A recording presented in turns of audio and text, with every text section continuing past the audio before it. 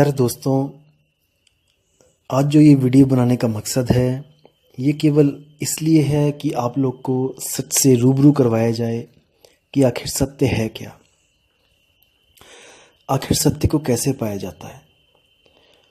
कुछ लोग के मन में ये विचार आने लगा है आजकल कि शायद सतगुरु कबीर साहब किसी सतलोक, अलखलोक, अनामी लोक में जाने की बात करते हैं या फिर कोई ऐसे दिव्य लोक को प्राप्त हो जाते हैं जहाँ से वापस उनको इस जन्म में आना ही पड़ता है, इस दुनिया में आना ही पड़ता है।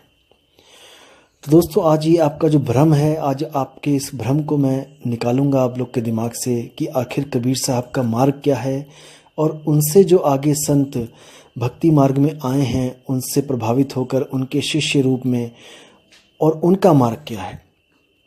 देखिए, आज आपको एक मैं वीडियो में जो बता रहा हूँ, शब्द बता रहा हूँ, एक वाणी नामदेव जी की, जो कबीर साहब के ही शिष्य थे। हालांकि नामदेव के जो भगत हैं वो इस बात को नहीं मानेंगे, कोई बात नहीं, हमें किसी को मनवाना नहीं है। आप मान के चलिए कि नामदेव जी जहाँ जाएंगे वहीं कबीर साहब जाएंगे, क्योंकि कबीर साहब ने जो नामदेव जी को बताया जिस स्थान के बारे में, तो नामदेव भी वहीं जाएंगे। अगर नामदेव जी कहीं और जा रहे हैं, इसका मतलब कि भाई उन दोनों का कोई गुरु चेले का रिश्ता नहीं है। तो आखिर नामदेव जी ने क्या बोला, देखते हैं सतलोक के बारे में क्या बोला। जो कबीर साहब का सतलोक, जो लोग कहते हैं कि कबीर साहब सतलोक चले जाते हैं, वहाँ से लाखों करोड़ों अरबों खरबों साल के बाद फिर वापस आना पड़ता है। देखिए, उनकी मूर्खता का कोई अंदाज़ा नहीं लगा सकता इस वाणी को समझने के बाद, लेकिन आपको इस वाणी को समझना पड़ेगा, वाणी कह क्या रही है। तो देखिए दोस्तों, वाणी क्या कहती है।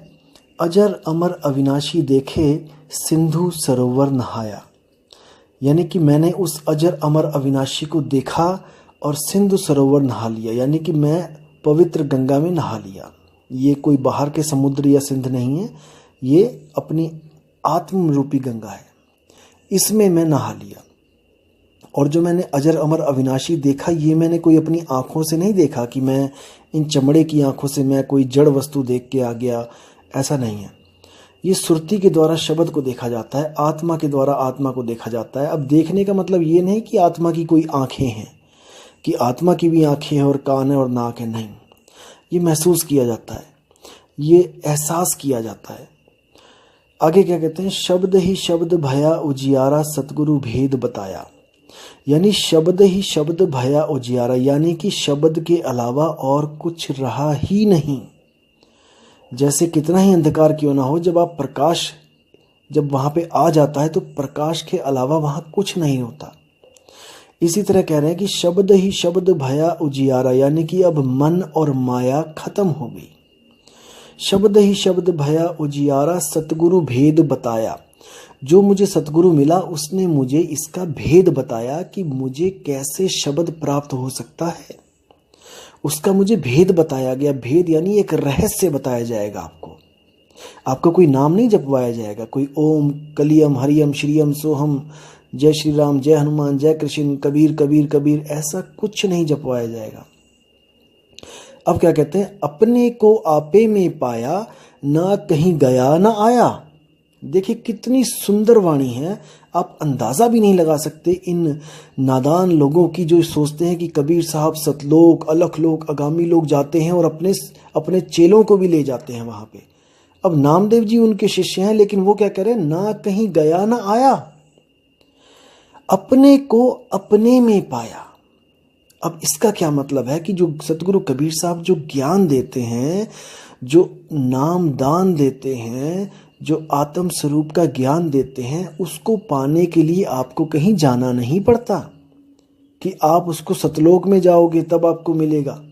आपको घर में बैठे बैठे ही वो आत्म स्वरूप प्राप्त होगा, क्योंकि वो आपका ही स्वरूप है।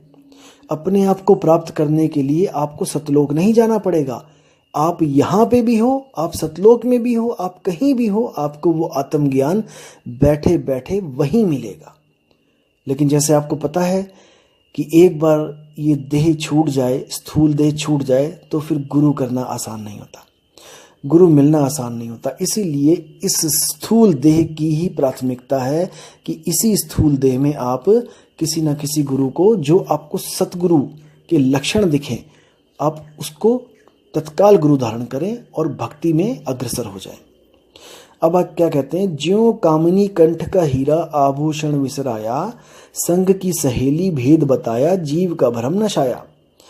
अब कह रहे हैं ज्यों कामिनी कंठ का हीरा, जैसे किसी औरत के कंठ यानी कि गले का जो हीरा है, आभूषण विसराया, उसने गले में ही पहन रखा है लेकिन वो भूल गई पहन के, और वो जल्दबाजी में अब ढूंढ रही है कि मेरा हीरा गया तो गया कहाँ।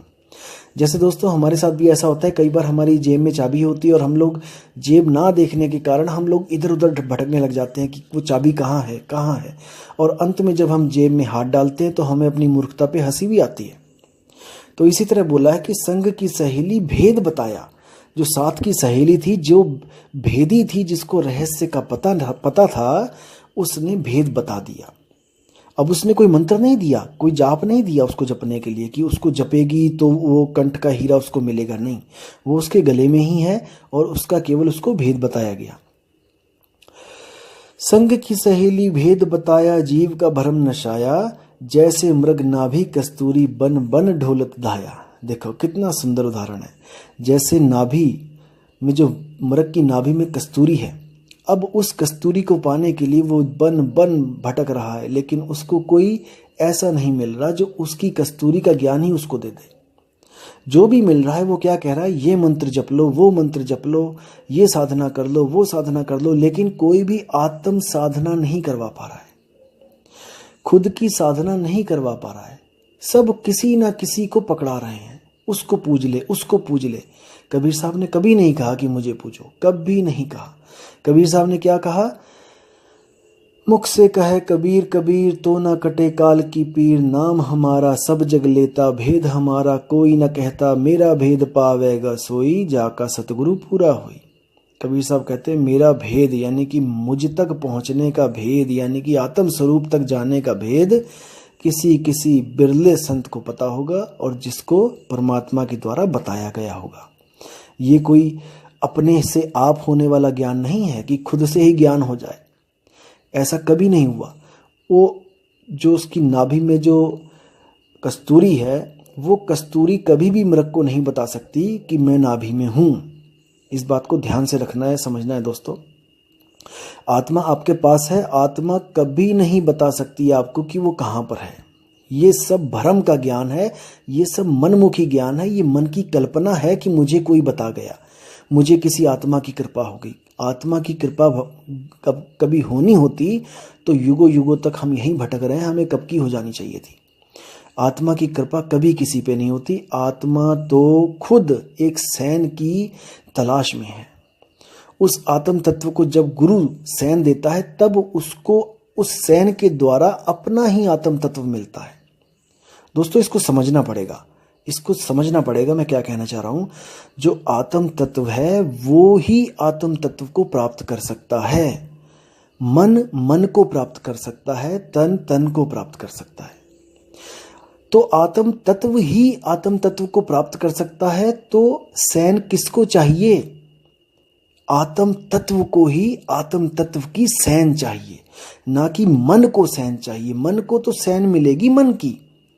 मन को अगर कोई सैन दे रहा है तो वो मन के द्वारा ही दिया जा रहा है और मन तक ही प्राप्ति हो सकती है।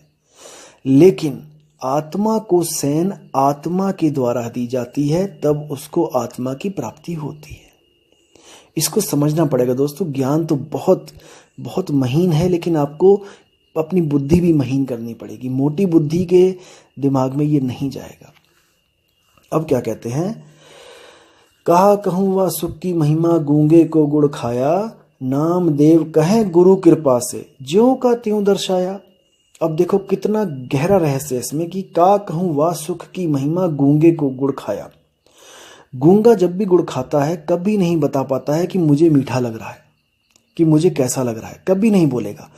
इसी तरह जिसको आत्म ज्ञान हो जाता है, जिसको परमात्म ज्ञान हो जाता है, वो कभी भी अपने मुंह से ये नहीं कह सकता कि मुझे आत्म ज्ञान हो गया है। दोस्तों इस पे विचार करना, क्योंकि आत्म ज्ञान हो गया ये कहने में अगर इस मुख में 10 लाख 10 करोड़ 10 अरब खरब जीभें भी हों तब भी वो ये नहीं बोल सकती कि मुझे आत्मज्ञान हो गया है। इसको समझना पड़ेगा। ये बात कब हो सकती है? जब आप गुरु से या अपने गुरु भाई के साथ बात कर रहे हो, तब आप कह सकते हो कि मुझे आत्मज्ञान हो गया।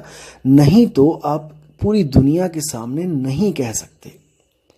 आप नहीं कह सकते कि आत्मज्ञान हो गया। भीखा साहिब कहते हैं, भीखा बात अगम की कहन सुनन में नाही, और जो कहे सो जाने नाही, और जाने सो कहे नाही। अब इतना प्यारा शब्द है कि जो जानता है वो कहता नहीं है, और जो कहता है वो जानता नहीं है। आगे क्या कहते हैं? नाम देव कहें गुरु कृपा से, ज्यों का त्यों दर्शाया। यानी कि ऐसा मुझे बताया जैसा वो है, उसमें कोई लाग लपेट नहीं करी। जैसे कोई कहे कि आत्मा एक है, तेरी भी एक है, मेरी भी एक है, ये मूर्खता है। कबीर साहब कहते हैं, एक कहूं तो है नहीं। अगर कोई कहता है कि आत्मा एक ही है सबकी, तो कबीर साहब कहते हैं नहीं, वो एक नहीं है। एक कहूं तो है नहीं, और दो कहूं तो गाली। मतलब अब कोई कहता है कि अच्छा, यानी आत्मा एक नहीं है, यानी उससे भी बड़ी बड़ी बड़ी कोई एक और आत्मा है जो परमात्मा है, उसको बड़ी कर देते हैं कि उससे भी बड़ा। यानी कि एक अगर 1 किलो की आत्मा है तो वो 50 किलो का होगा। यही मूर्खता है दोस्तों, यही मूर्खता है। कबीर साहब कहते हैं, एक कहो तो हूं नहीं, और दो कहो तो गाली, और जैसा हूं तैसा कहूं, कहें कबीर विचारी। वो परमात्मा जैसा है उसको वैसा ही बताने वाला कोई संत मिल जाए तो सारे पर्दे खुल जाते हैं।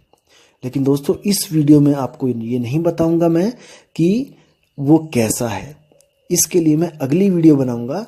आप ध्यान से, लगन से सुनना। ये सत्य ज्ञान है, ये असत्य की पोल खोलने के लिए बनाया जा रहा है, असत्य ज्ञान की धज्जियां उड़ाने के लिए बनाया जा रहा है।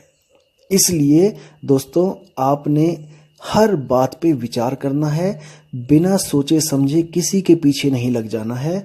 आप अपने आत्मा के मालिक हो, आप अपनी आत्मा के मालिक हो। आपने अपनी आत्मा के साथ पक्षपात नहीं करना है, आपने अपनी आत्मा का पूरा साथ देना है। क्योंकि दोस्तों, युगों युगों, जन्मों जन्मों, अरबों खरबों, कल्पों युगों से हम यहीं भटक रहे हैं, और हम अब इस भटकना को खत्म करेंगे। कैसे करेंगे? परख के द्वारा। हम परखेंगे कि क्या सच है और क्या झूठ है। कबीर साहब कहते हैं, दुनिया में बहुत से गुरु हैं, गुरु गुरु में भेद है, गुरु गुरु में भाव, सोई गुरु नित बंदिए, जो शब्द बतावे दाओ। जो गुरु आपको सच्चे शब्द के साथ जोड़ देता है, जो शब्द बोलने लिखने पढ़ने में नहीं आता, वो किसी भाषा का गुलाम नहीं है, वो किसी अक्षरों का गुलाम नहीं है। कबीर साहब गुरु ग्रंथ साहब में 340 पेज नंबर पर साफ साफ वाणी में बोलते हैं कि 52 आखर लोक त्रय सब कुछ इन्हीं माही, ये आखर खिर जाएंगे वो आखर इनमें नाही। यानी कि 52 अक्षर, यानी कि हिंदी, पंजाबी, उर्दू, फारसी जितने भी अक्षर हैं, ये सब 52 अक्षरों के अंतर्गत आ जाते हैं। इन अक्षरों से अगर कोई भी गुरु आपको नामदान दे रहा है तो 52 आखर लोक त्रय, वो इस 3 लोक का गुरु है। वो उस लोक का गुरु नहीं है जिसको सत्य लोक बोला गया है, जिसको सत्य स्वरूप बोला गया है, जिसको परमात्मा बोला गया है, जिसको आत्म स्वरूप बोला गया है। तो इसको समझना पड़ेगा। 52 आखर लोक त्रय सब कुछ ही नहीं माही, ये आखर खिरी जाएंगे, ये अंत में अक्षर खिर जाएंगे, खत्म हो जाएंगे, वो आखर इनमें नाही।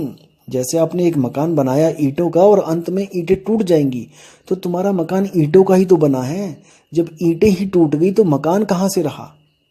तुम्हारी भक्ति उन अक्षरों के ऊपर टिकी है, जब अक्षर ही खत्म हो जाएंगे तो भक्ति कहाँ टिकेगी? इसलिए दोस्तों, समझना पड़ेगा, विचार करना पड़ेगा और सत्य असत्य की परख करनी पड़ेगी। तो इसी के साथ दोस्तों, ये वीडियो मैं यहीं समाप्त करता हूँ और अगली वीडियो आपको बहुत ही जल्दी आपके पास होगी। साहिब बंदगी, सतनाम, जय गुरु वैराग साहिब, जय गुरु मदन साहिब, जय जय गुरु सतगुरु कबीर साहिब। साहिब बंदगी।